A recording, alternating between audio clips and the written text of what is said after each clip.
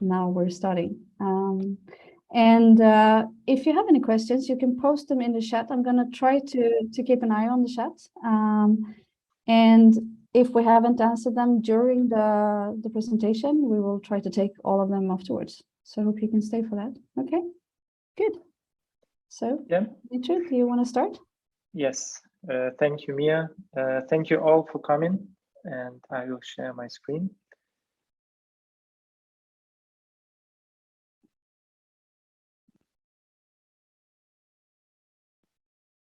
Yeah, can you see my screen? Cool. Okay, so as Mia said, my name is Dmytro or Dmytro Yarmak.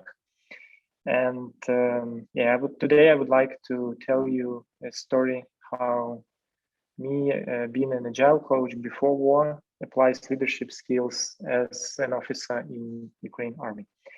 And on this picture, you actually can see the map that all Ukrainians know, and they monitor it every day. And actually, we have notifications. This is the air raid siren map. So you can see Ukraine is divided on different regions, and depending on where Russia or from Belarus rockets are launched, then different regions are highlighted this air raid siren. And this is a reality now in Ukraine. And what is interesting that this presentation actually was prepared while I'm being in a bomb shelter during the air raid siren. And the reason for this is quite funny, because this is the most calm time for me when there is an air raid siren. So nobody bothers me, nobody calls me, we are just in the bomb shelter. Sometimes it's even no mobile signal there, etc. So this presentation was actually made during night hours, usually during the air raid siren. So a bit about me, my background. I have 14 years in IT experience, 3 years in consulting. My role was Enterprise Agile Coach, and I am a partner of Agile Drive, a small agency in Ukraine. On the left picture, you can see our team, a small team, and the company which is helping Ukrainian, and not only Ukrainian, they started to diversify their directions of business due to war to Europe and also to South Africa. And they helping clients with IT and Agile transformations, teaching, facilitation, etc. So I worked for a couple of clients like Kukursiv Bank, OTP Bank, Visa National Bank of Ukraine as a consultant. And I worked for 13 years in Danish company, in awesome Danish company, SimCorp. Yeah, and a lot what I know is actually coming from SimCorp, and I'm glad to see a few colleagues, ex-colleagues from SimCorp in this call. Yeah, I have some certifications which I already don't remember how you name them, because it's just not in my head. And now I'm officer in Ukrainian Army since March, and I'm leading around 150 people, and I will tell more about this during my presentation. Yeah, so on this picture, you can see the last normal business meetings that I was in before full-scale invasion. Actually, the war started in 2014, not in 2022. So when Russia occupied Crimea and also started to occupy the Donbas area, so it started in 2014, but on February 24th, it was just a second wave of full-scale trying to occupy the entire Ukraine, the biggest country in Europe. So it was the last meeting, February 23rd. I sat together with CEO of a bank, with the main stakeholder of agriculture sector of this bank. And here we have a team which just we helped with starting to work in Scrum, and it's just a sprint demo. Sprint review were showing what they have accomplished, and it was really nice to hear from stakeholder that he said that they managed in 2 sprints made more than in 6 months in project before. So it was a really great results. It was a nice business meeting, then nice evening with my kids, etc. And then I didn't know that in 12 hours the full invasion will start, and my family and me will wake up from bomb sounds. I lived in Kiev, and my windows are looking at the east part, on the east, and this is where Bravery and Borispil, which were bombed. And actually, my parents are in Borispil, so I was more worried about my parents. So at 4 p.m. a.m. February 24th, everything just changed. And then you can see a picture at 6 p.m. So it's my daughter, Yeva, and leg of my wife, Kate. And there is also my son and me. We are sitting in a self-organized bomb shelter, which we organized with my son during the day. Yeah, so the life completely changed, and that is why I also changed from being agile coach to go to the army, as a lot of Ukrainian guys did. So now I am in the army, and just for you to understand a bit of context where I apply or try to apply my leadership skills. I'm on the level of battery. So if you look, and this is the NATO standard. So we have the lowest level is a squad. It's 6-10 soldiers. Yes, it's like a scrum team, 7 ± 2, quite similar, led by sergeant. Then we have a platoon, and in platoon we have 3-4 squads. In Ukrainian Army, it's 3 squads usually.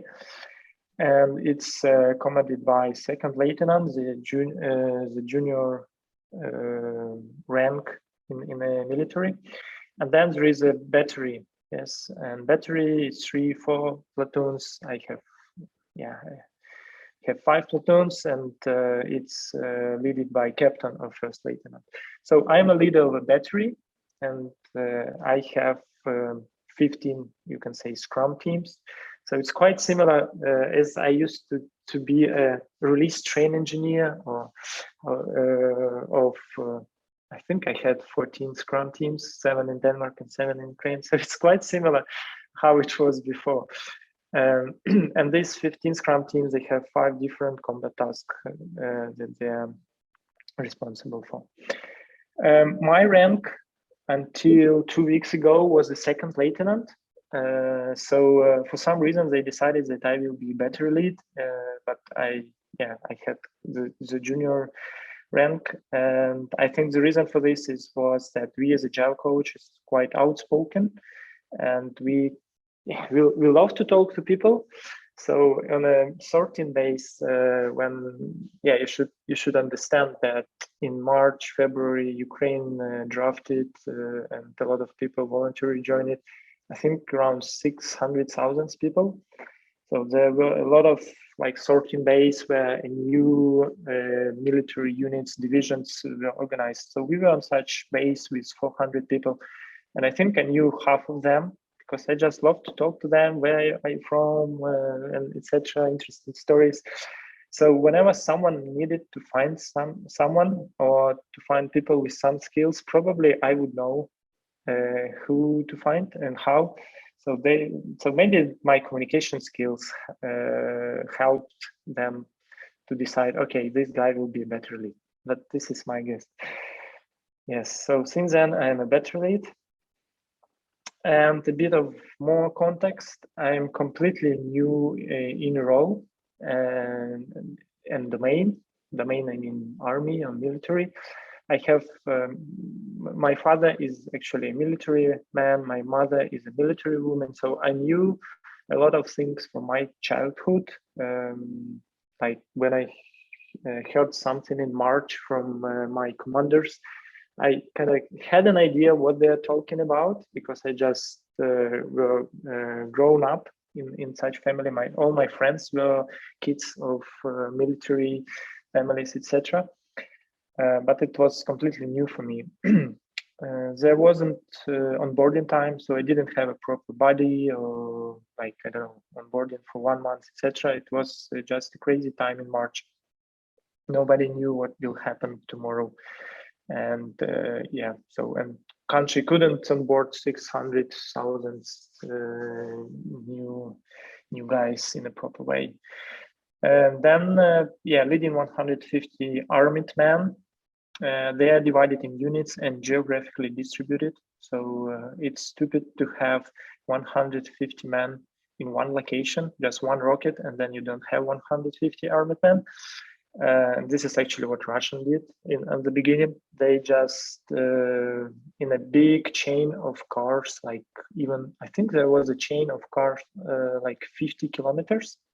They just went on the road and tried to capture Kiev. It was so stupid. We just bombed them. It was so easy. So yeah, so in modern army, you don't have so big number of people sitting together.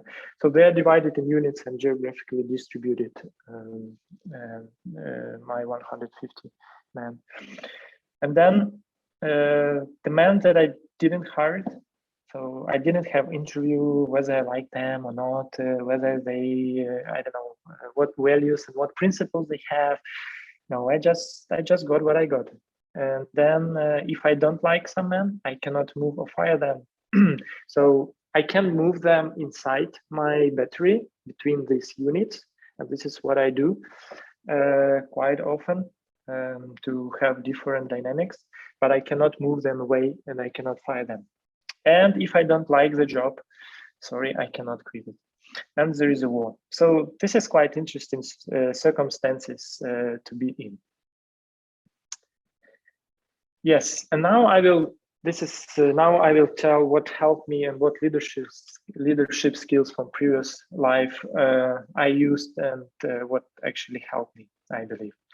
So the first one is a Canadian framework. So I think many of you have heard about Canadian framework. It has been created by Dave Snowden, a Welsh scientist, in 1999. It's a decision-making framework which says that there are 5 environments or domains where, depending in which domain you are, you should take decisions differently. And of course, in March, we were in chaos. Yes, we really didn't know what will happen. The situation changed a lot. Kiev almost was surrounded, etc. So, and I was in chaos. Yes, if you look at my context in my the playing field where I was in chaos personally as well, and all my men as well. So I knew that in chaos, I shouldn't care about planning, long-term planning. And by long-term planning, I say even probably half a day. Yes, so I just knew that, okay, I need to do something. Okay, I did a little act of planning just of this section. I did action. I saw what happened. I sensed the feedback, and then I changed. So I respond, I change something, and then I act again. And this helped me to save a lot of energy and my nerves compared to other guys. And I actually tried to explain to many of my colleagues that they shouldn't worry about their plans being ruined. This is just normal. This is how it will be. You cannot, you cannot protect your plan. It's just illusion. Just forget about long-term planning. So this helped me a lot, and I didn't spend time and energy on long-term planning, and I didn't I wasn't nervous about it. And in another way, how it helped me, I knew that best practices are not working in chaos. Because there is no clear linkage between cause and effect at all. This just and novel practices will be created, but not the best practices. And whenever someone told me, "Oh, Dima, you should do this in this way because this is how it used to work," always, and I always was skeptical. And if I felt that this will not work, I just ignored this suggestion, even if it was a high rank officer suggesting it and saying that this will work. So if I felt that probably it will not, I just tried something different, or or just didn't do like in procedure, etc. So this was also quite a relief. So Canadian framework, so I'm very thankful to Dave Snowden for this framework. And I didn't know that when I taught it in different trainings, that it will help me in this way. So yeah, just wanted to share you. I am a person that I love to go from the comfort zone.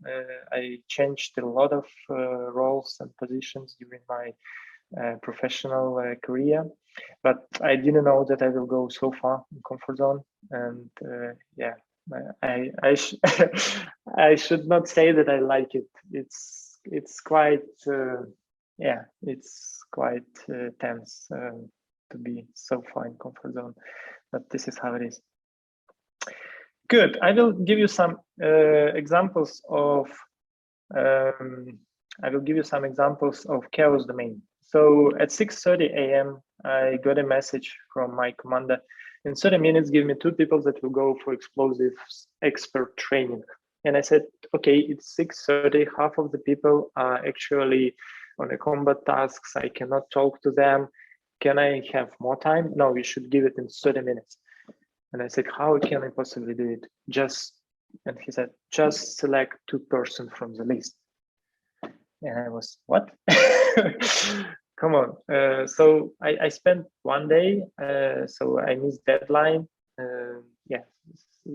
The commander was bad, but I spent 1 day talking to people because I knew that this will change their life and life of their families, because this is too dangerous job. And so I talked to people that probably in some of our conversations before I knew would be interested in this, and I found 2 volunteers that would love to go for them. Yes, so but it took me not 30 minutes; it took me almost a day. And then these 2 people, they are always good with them. They are alive, and they are currently clearing gifts after Russia. Leave our villages, towns, roads, objects, etc.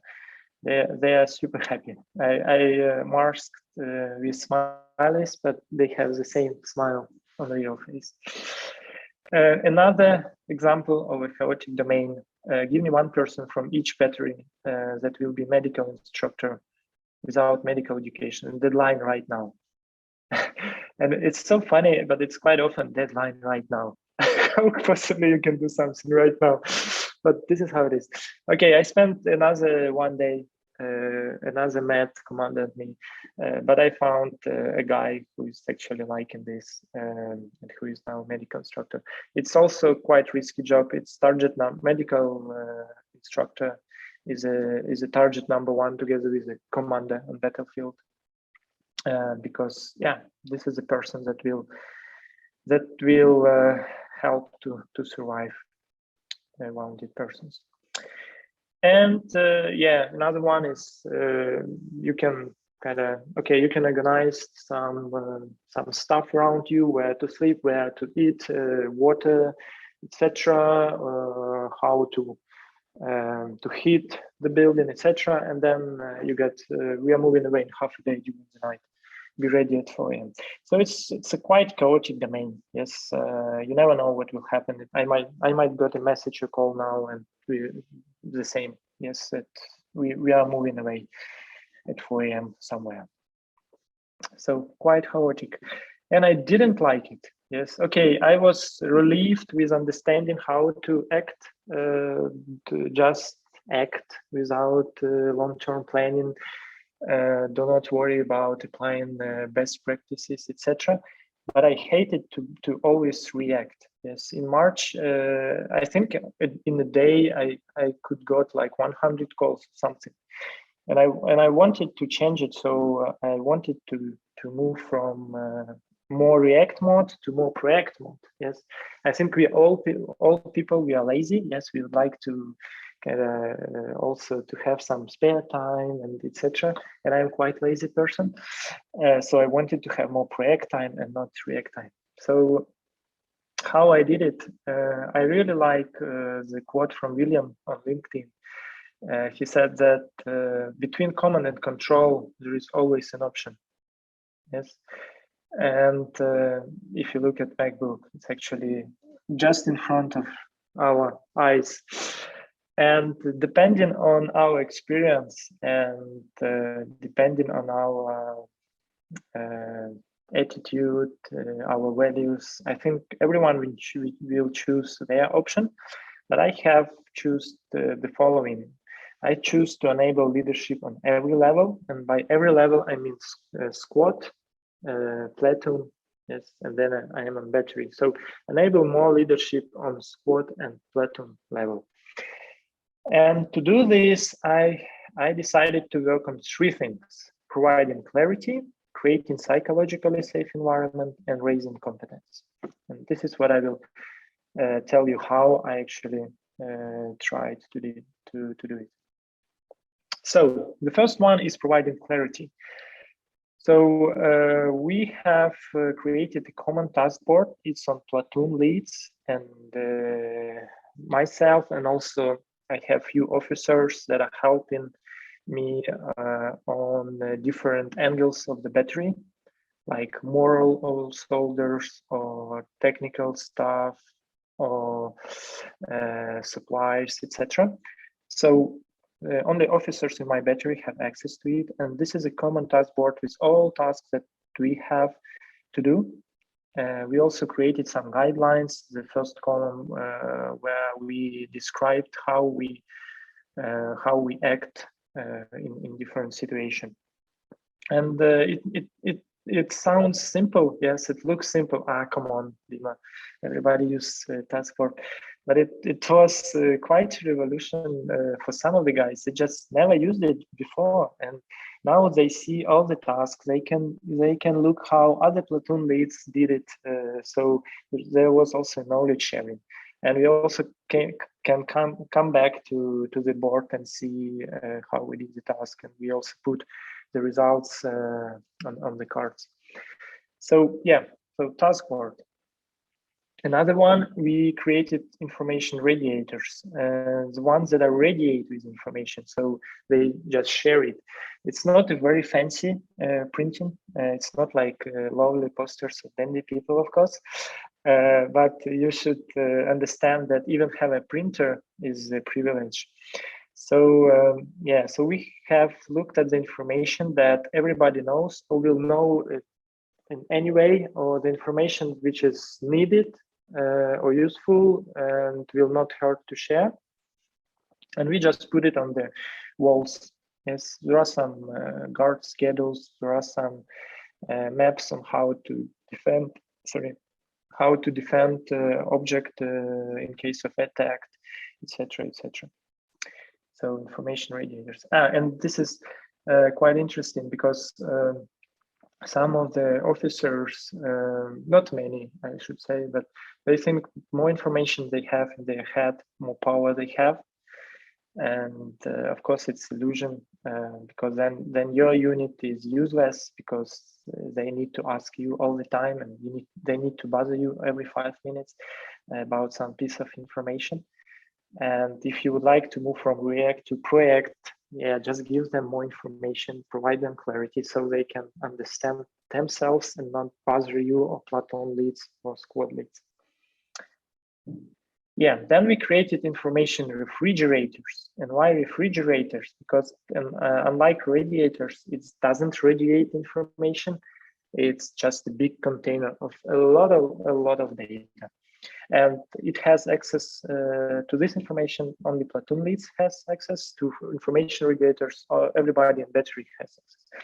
So the reason we created it, because every day I'm asked to create some reports, and quite often it's the same information but on different format or on different date, etc. And in the beginning it was difficult because then you need to ask everybody in geographically distributed battery. Okay, I don't know, what is your birth date, for example, or how many kids you have, or what is your education, etc. So what we started, whenever we asked some new information from our soldiers, we put it in the table. And then we are keeping it update. So we are updating it.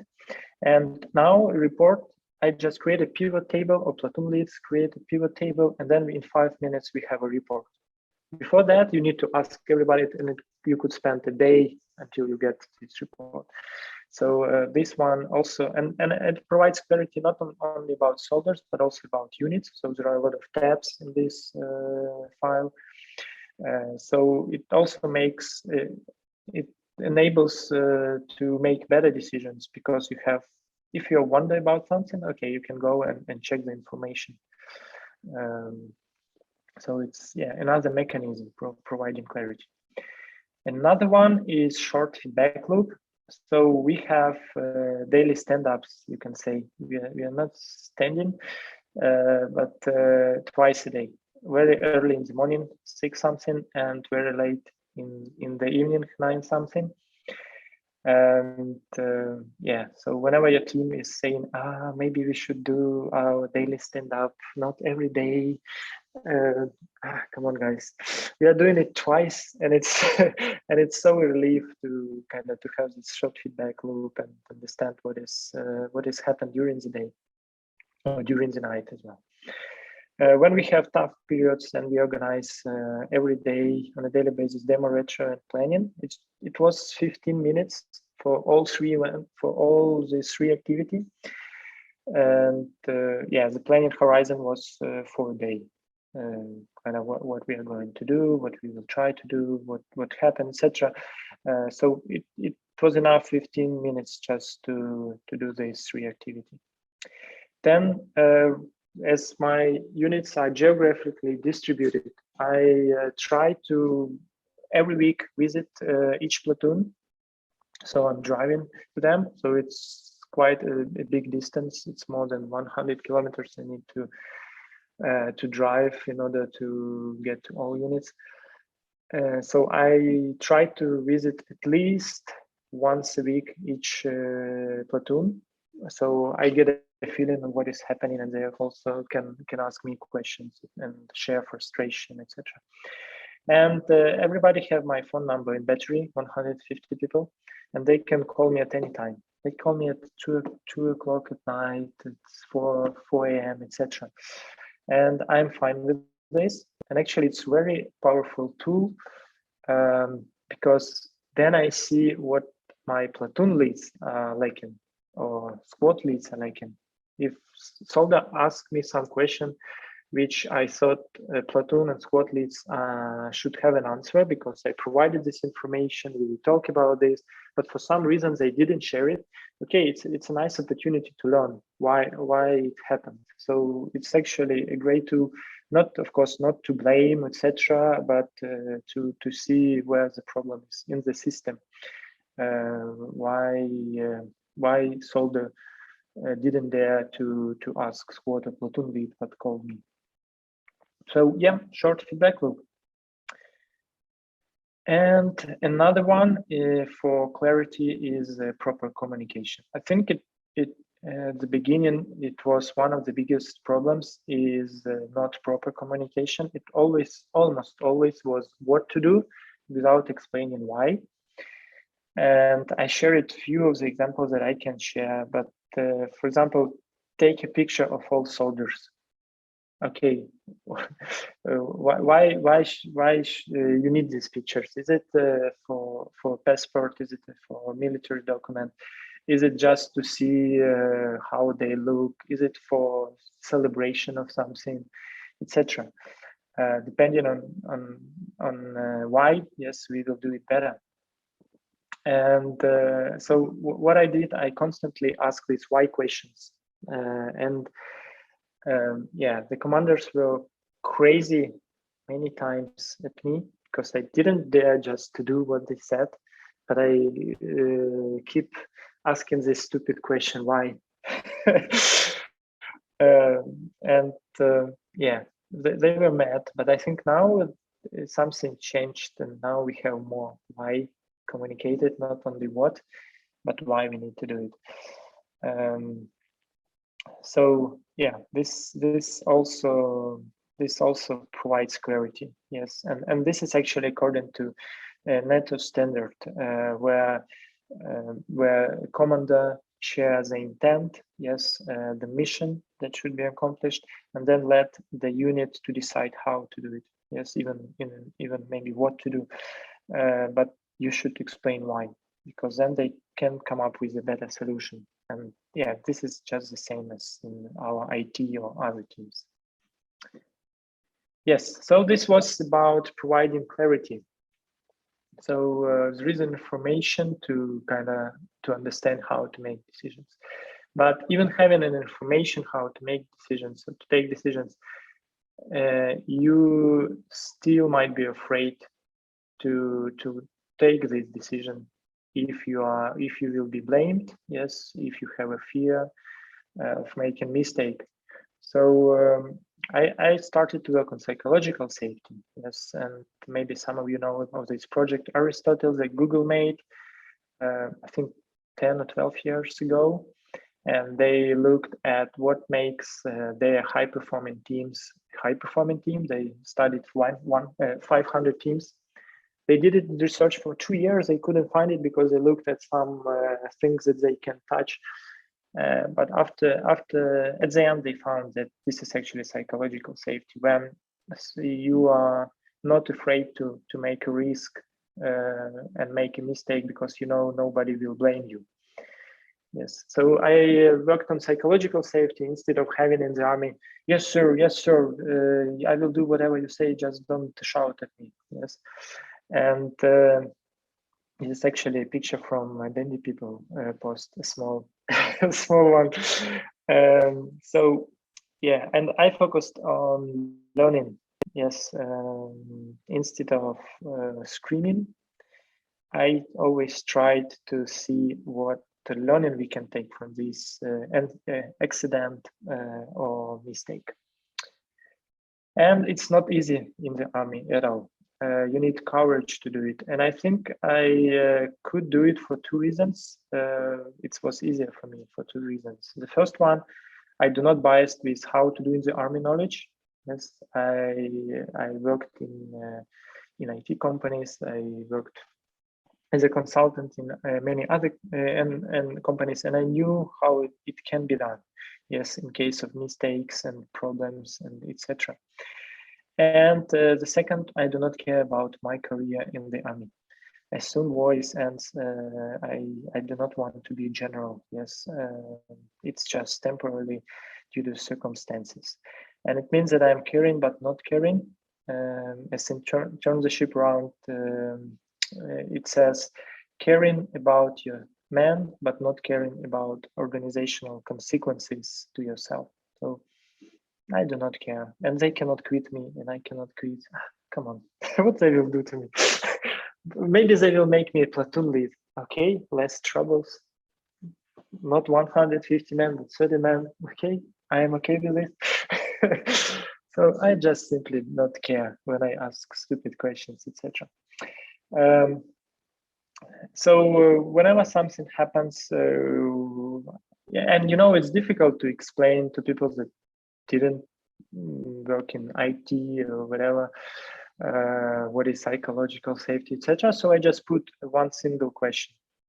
I said that whenever we have some mistakes or problems, we should answer on this question. What are the learnings we can take from the situation? Yes, without shouting, without finger pointing, just focus on learnings. And we managed to change several procedures, which were official procedures. So we do some unofficial procedures, which minimize risks of happening some mistakes again. And so, because it was helpful when soldiers were kind of open and they share it, okay, but we can do this in this way, or it's stupid to do in that way, etc. And we changed some procedures. For example, even how to load or unload armor, we changed it to minimize risk, etc.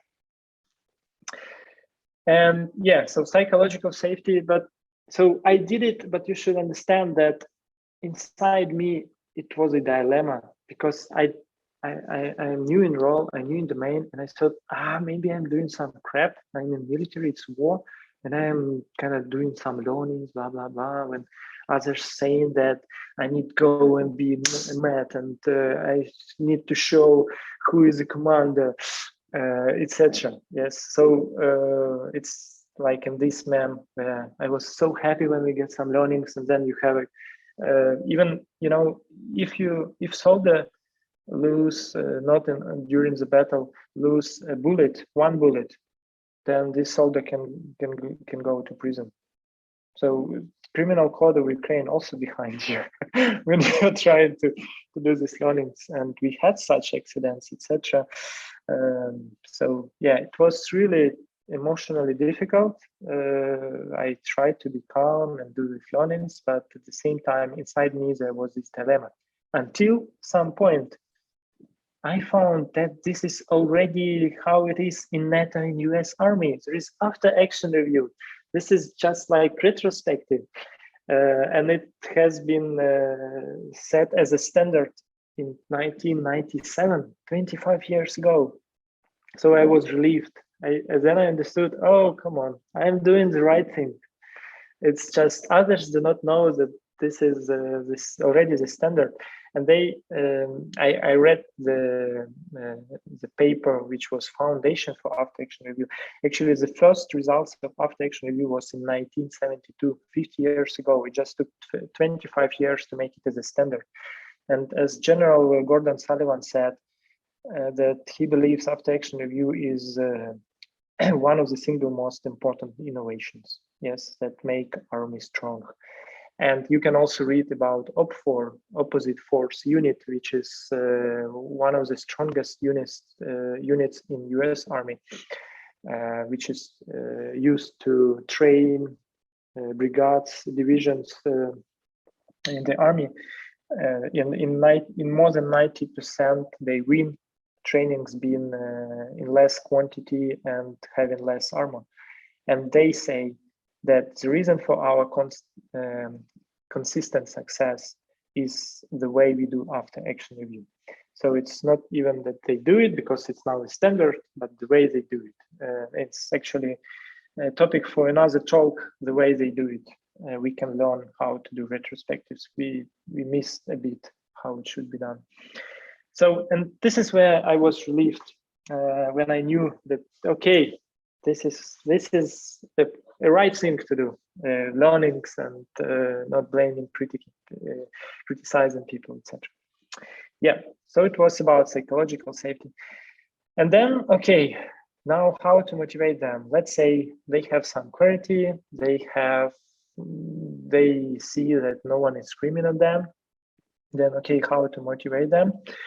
And I remember one officer with a fire in the eyes came to me and said, Dima, you are new in this position. I will tell you, you just need to have some benefits and sanctions to them.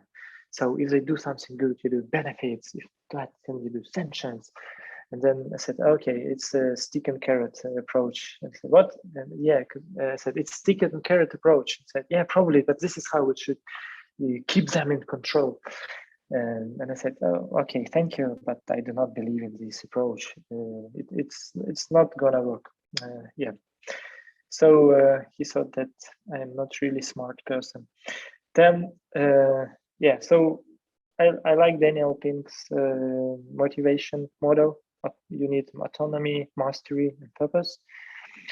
So autonomy to do things, yes, this is back to why, explaining why. So you explain why, then you have an autonomy, what and how to do it.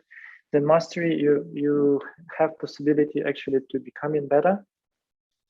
And the purpose, you understand why you are doing it. And purpose is divided on meaning and contribution. The meaning for all Ukrainians is quite clear. Yes, just to defend our land. We don't want to invade Russia, no. We don't want it. We just give us just our land. That's all, and our people.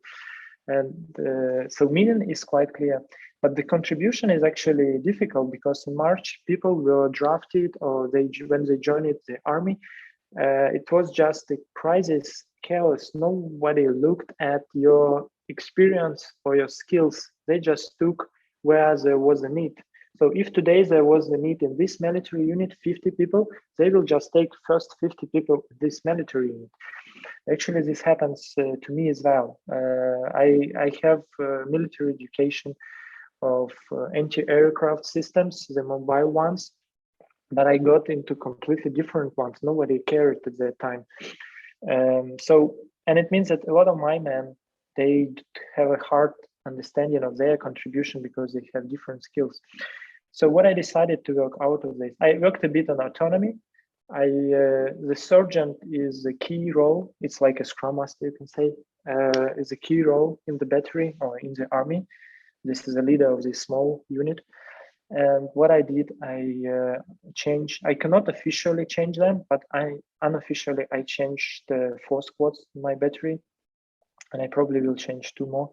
So I put soldiers on a sergeant position, and sergeants I made the soldiers by just giving the order, and because I cannot do it officially due to still bureaucracy in the army. So this was a bit of on autonomy, but what I worked on is on mastery. Yes, to helping them to raise their competence, and by raising their competence in what we are doing, then they will be better seeing the contribution, and then they will be better in autonomy, in thinking how to do things, and not seeking for detailed explanation from leaders. So yeah, I organized quite a lot of trainings. I was a newbie. I couldn't do it yet. So what I started to do, I found several ex-soldiers nearby with a great experience, and I asked them to help, and we created a training base. And you can see some pictures from the training that we are doing. And then bit by bit, we created quite a big curriculum. I remember there was a quite skepticism by, Dima, okay, you found some soldier, okay, what he will show you something, then, but this is nothing, it's just a fragment. But I knew that drop by drop, we will be better at it. And now we have, it's in Ukrainian, it's, you can say, like a training curriculum. It's a different topics that we can cover. Some of the lines can be like half a day, 1 day. So drop by drop, we have raised competence in many aspects. And now we have people, it's not platoon or sergeant leads, it's also soldiers that are good in some of these, and they can make trainings. And so this is how we raise the competence. Also, we create a cadence for trainings. So people do not forget about training, because you easily can forget about it when you are tired after combat task, etc. So we are trying to keep this cadence, and it's the same for all 5 platoons at the same time. So I can go to some platoon and see how they do it and learn from it, and maybe show something, etc. Yes, so providing clarity. Yes, so they understand what is the context, what is the information, psychological safety, so they are okay to try things out. Yes, and raising competence. So they're kind of ready to take the responsibility. Then it helps to delegate. And then, of course, you can delegate in different on different levels. And here I used management 3.0 model. Yes, and explain to platoon leads as well that you can delegate on different levels. So some of the tasks we have delegated depending on where we are, and depending on what platoon lead is ready to lose control, or to give more freedom to their men. So, for example, guard's schedule is completely done by platoon leads. Then evening checkout of staff also by platoon leads. Vacation schedule is actually completely done by soldiers themselves. It was a funny story. I had a platoon lead who spent quite a lot of time on making a vacation schedule, because you cannot make 30 people happy with their vacation. Everybody wants to go on this day, etc. So he always tried to make it the best possible schedule, but it was difficult. So I just said, why don't you give soldiers to create vacation schedule themselves? And then so now it's done by soldiers, and so platoon leads do not have headache anymore. And soldiers, actually, it's also opportunity for networking, because they now need to talk to each other, because in order to negotiate, to swap dates, etc. So it also was quite a nice team building exercise. Or checking armor. So armor is probably one of the biggest responsibility. Of course, life and health of men is the most important, but armor is also quite important, because it's dangerous to lose it, etc. So and I'm accountable for all armor till the single bullet in my battery, but I have fully delegated it to platoon leads. And we had few inspections, and so far all is good, no problems at all. And and I have time to sit here and talk to you, and not to drive to different units and go and check if all armor is in good shape, if in good condition, etc. We're really, really happy, Dima, that you have the time and you take the time. It's amazing. Thank you. Yeah, thank you. Yeah, and even I'm not in Agile, I still see Agile everywhere. This is me driving and in front of the truck, and then, oh, what is it? Agile? Almost Agile. And SA, is it safe or certified Agile? So yeah, you cannot stop being Agile coach if you were before. And I also would like to share one interesting story, actually showing how helpful the entire world to Ukraine. I was contacted on LinkedIn by some of my connection. Like, hi Dima, I hope you are doing well. I have a friend, Miss Katerina Potemkina, with her 2 teenage children and dog in Denmark, and she's looking for a job now. And it looks like you have a great network in Denmark. Maybe you can help her. It would be really grateful if you can do it, etc., etc. And then I replied, hi, Viren, thank you very much for caring about your friend Katerina Potemkina, and actually, it's my wife. So yeah, but I think we all Ukrainians receive so many support, not only financial support, military support, but also just sending some messages is really important to us, knowing that people didn't forget that there is a war, and they push their governments, they can go to demonstration, etc., etc. So yeah, it was my story. So my option between command and control was to enable leadership on every level. It might sound, of course, that wow, Dima, you did an amazing job. It's still in progress. It's a lot of still bureaucracy, paperwork.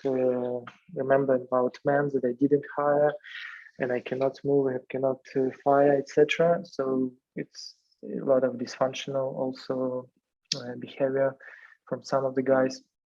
But my option was to provide clarity, create psychological safe environment, and raise competence.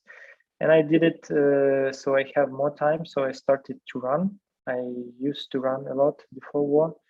I ran 2021 km in 2021, and I had the same goal until 24th of February. And also one of my dreams came true. I bought a motorbike. My wife was against this all my life, but this was my dream. But she just worried because it's dangerous. but now it's less dangerous than be officer in the army in the war time. So she said, Dima, you can buy it.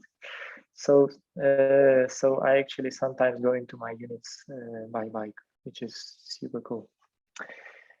And yeah, I would be happy to connect. So this is a QR code from my LinkedIn profile. Also, you can look at Agile Drive company, very smart guys. I'm really glad to them because they still support me financially, my family, which is quite important to me because the income, what I had before war and in war is of course two different things, and families in Denmark, etc. So I'm really grateful to them. They support me every month financially and by words, etc. So would be happy to connect.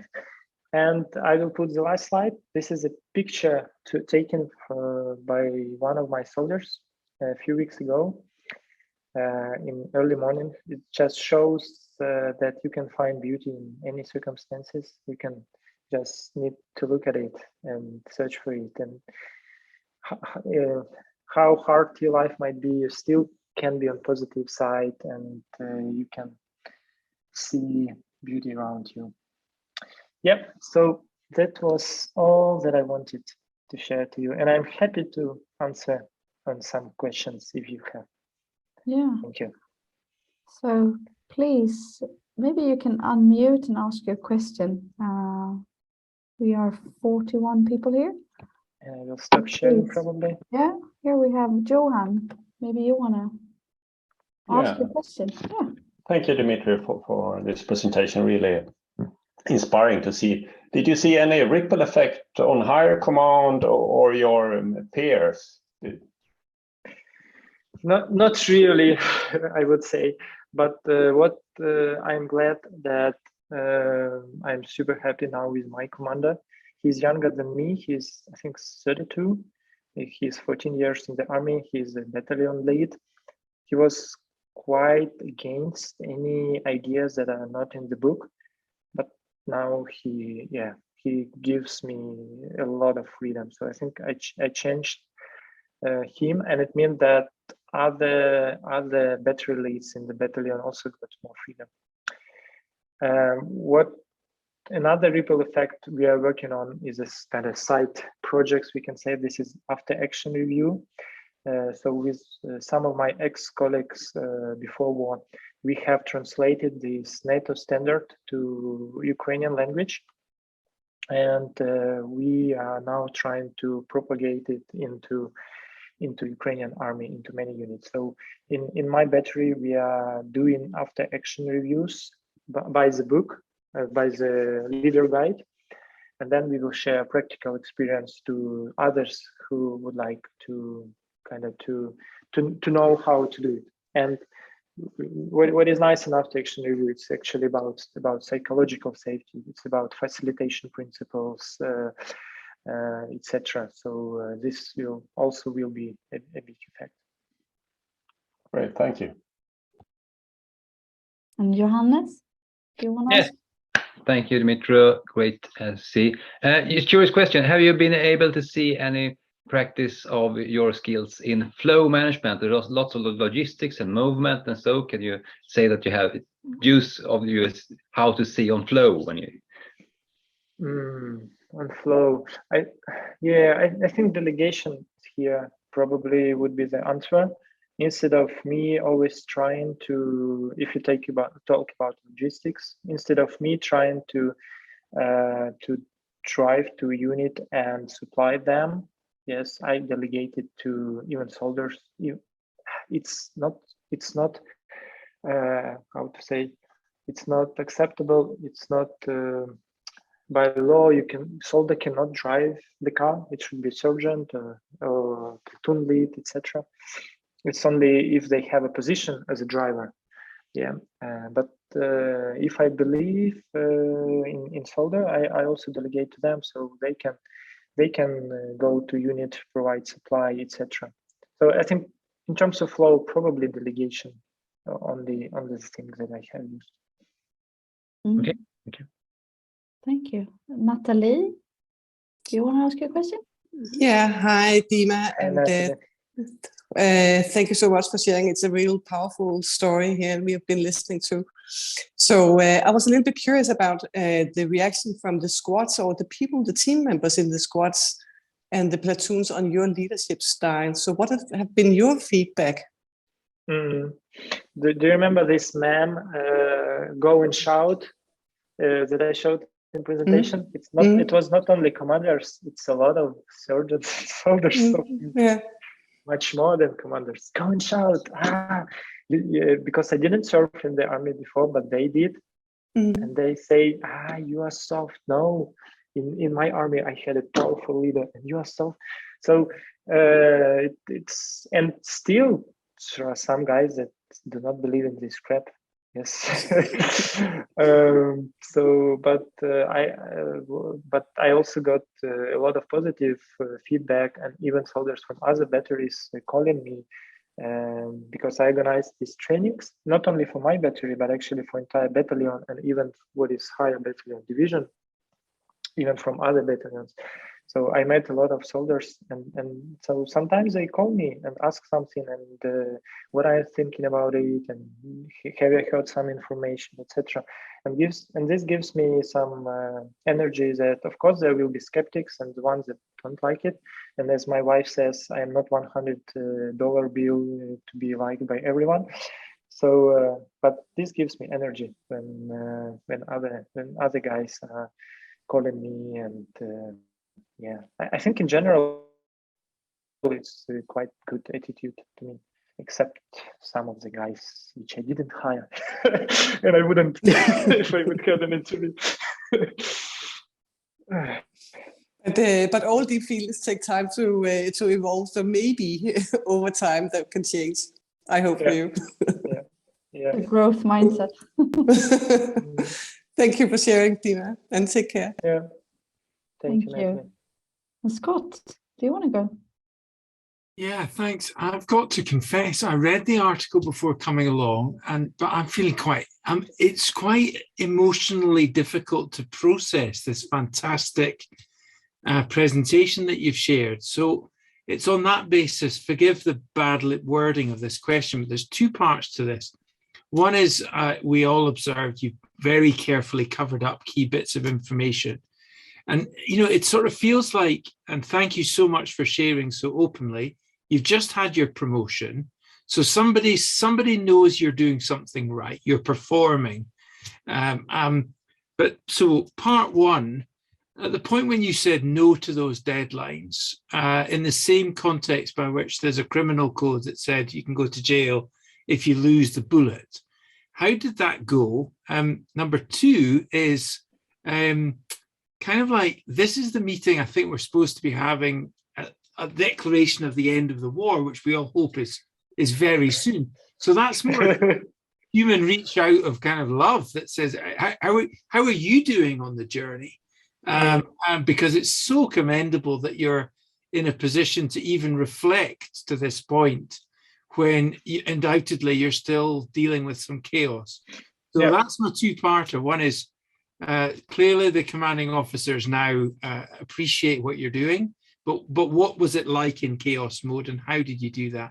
And part two is, how did you get to feeling able to do this? And presumably we don't want any of the Russians to see this recording, right? They're blocked. Hopefully they will not understand English.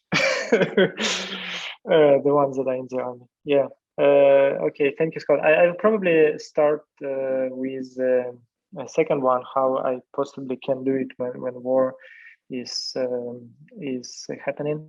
So I'm a bit lucky, or not a bit, but quite lucky. I'm not on the front line. Yes, I am. A bit far from front line, having a task of how to say, guarding and protecting critical infrastructure from Russian small groups that, quite professional ones, small but professional ones. So it means that I'm not on the front line, so I have kind of more calm conditions than it is what is happening frontline. But I never know what will happen tomorrow. It might be that we'll get a message now that, okay, guys, pack your bags. We'll go for rotation. So it's better to prepare. So this is the reason why I can reflect. Yes, of course, if I would do it in frontline, no, I will not be able to sit here and talk. But still, I know some soldiers in the front line that even managed to be kind of teachers in the university, etc., making a Zoom some lectures, etc. So this second, and the first one about no, actually, it's also criminal responsibility of not accepting the order, and this was the order right now, 30 minutes, etc. I just thought that they are not so mad to make a criminal case for just missing deadline for 1 day. And of course they can shout in the phone, but the kind of the base of the battalion is 200 kilometers from me. They probably will not drive to me and do some physical shouting. So yeah. I mean, we talk about, in our profession, all of us, we talk about bravery all the time. Brave clients, challenging stakeholders, but that takes bravery to a whole new level. Yeah, probably. Thank you. So yeah, so I just knew that it would be better to spend more time, but actually give the person that will like it. It will be easier for battery, for battalion afterwards, for Ukrainian Army in the whole, having these explosive experts that are like it, medical instructors that like it, etc. Instead of assigning some people and then actually spending more time on working with consequences of this.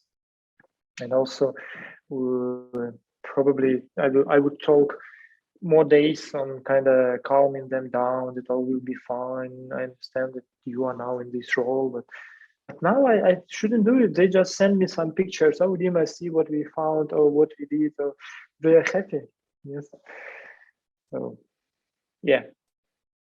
As I said, I just don't care about my career. You've every right to be proud of what you've done.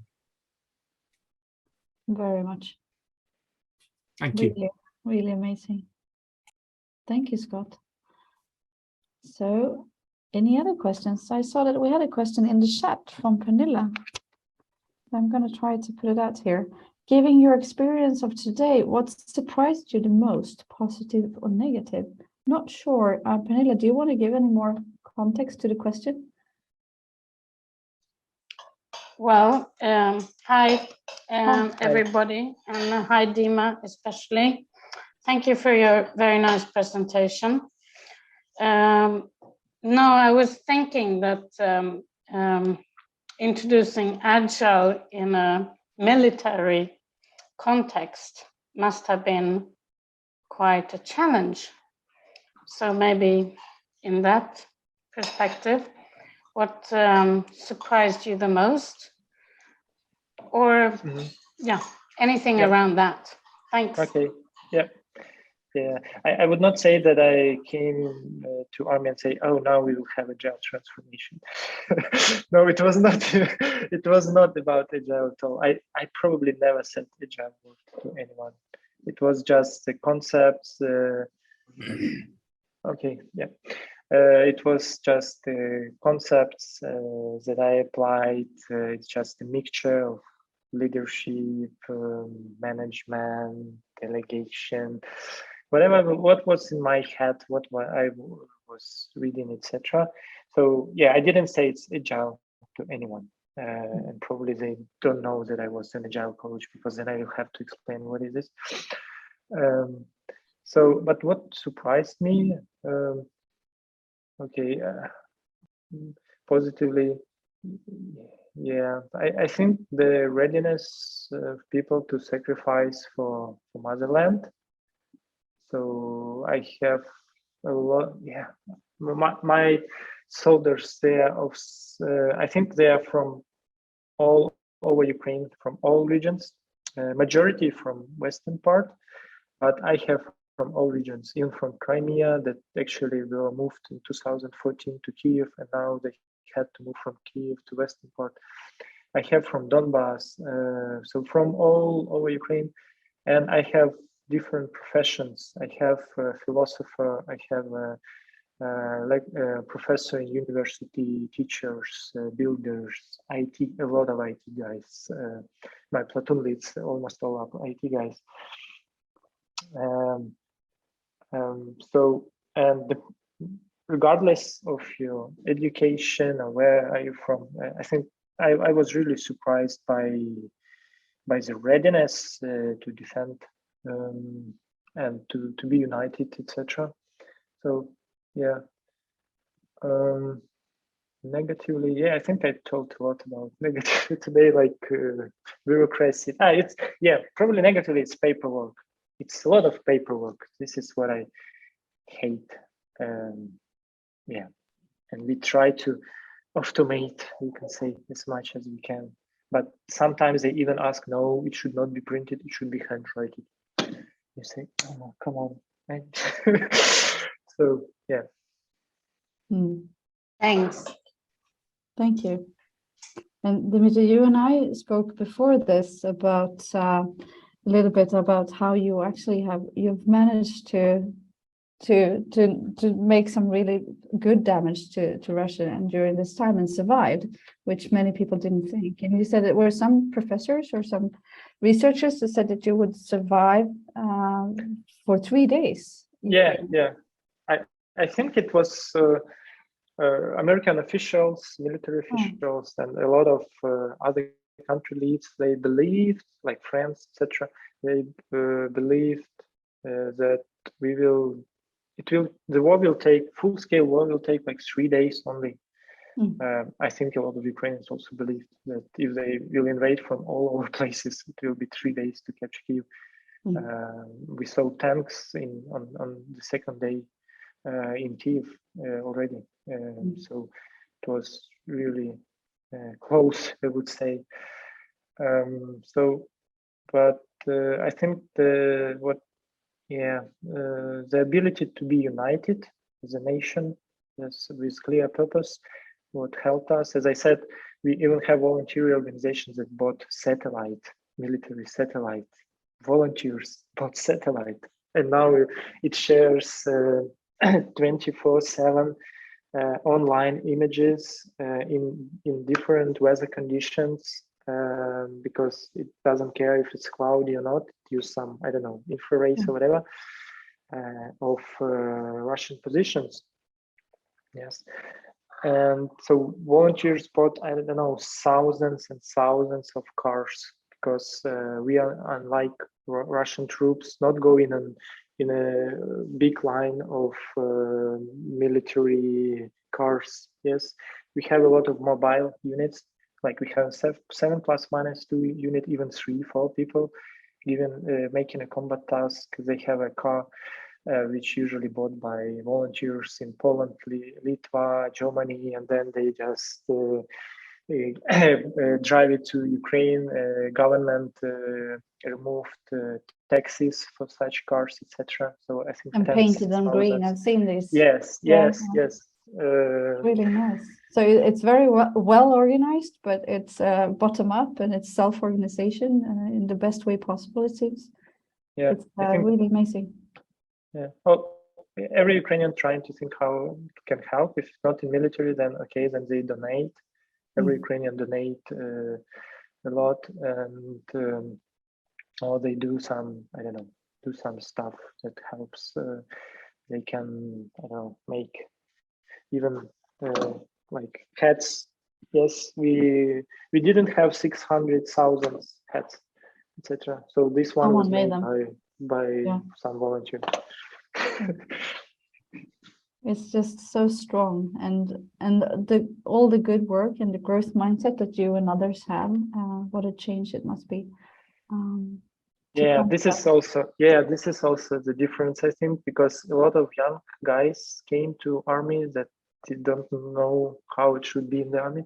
Because first we fight against professional army in Russia, so they just know how it should be in the army.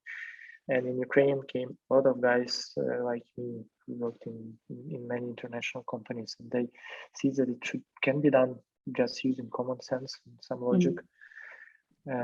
Yeah, but now we will fight against also such IT guys, etc., because mobilization in Russia started, but they just don't have this meaning and purpose as we have. So this is what is the difference. They don't understand why they are asked to go and kill Ukrainians. No, exactly. Well, maybe we have one more question before we will wrap this up. Katarina, do you want to ask your question? Yeah, hi. So first of all, Dima, thank you very much for a very cool and insightful presentation. And second, I want to thank you from Ukrainians living in Berlin for all your support and all your strength that you are doing right now. Can't imagine how hard it is. Just for you to know that we, from our side, we try to do our best to support Ukrainian Army, and we collect a lot of goods, and we have our volunteering organization here in Berlin, and we are buying Starlinks and drones and other stuff and sending it. Yeah, if someone 6 months ago would say me that I will buy Starlinks, I would say, what is a Starlink? Yeah.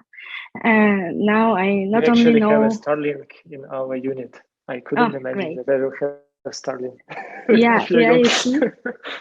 Yeah. Who could know that agile and product owner practices could help with this? Yeah. So yeah, I wanted to thank you a lot. And in case you need any kind of support with any kind of stuff, we can connect and you can approach me. Okay. Yeah. Thank you, Katarina. Thank you. Really amazing. Thank you, Katarina, and thank you, Dima, so much for this. It's been really emotional and amazing, super interesting. We're really, really happy that you could join. And I got a sneak peek of one of your cats before the talk as well. You have cats and dogs there. She was really cute. And now your guys out in the field, they want to bring her there so she can catch the mice in the tents. So that's a really good support from the furry friends as well. So yeah, we really wish you the best of luck with everything, and please reach out if there's anything we can do. And I've seen that there's lots of people here donating. I think Mats started this this thing to get people to donate as well. So we got some more money coming in for the army, and maybe for everyone else helping. Okay, so big thanks to you and to everyone listening. Yeah, thank you very much to all. Thank you for coming. Take care and stand with Ukraine. Yeah, we will help you stand strong.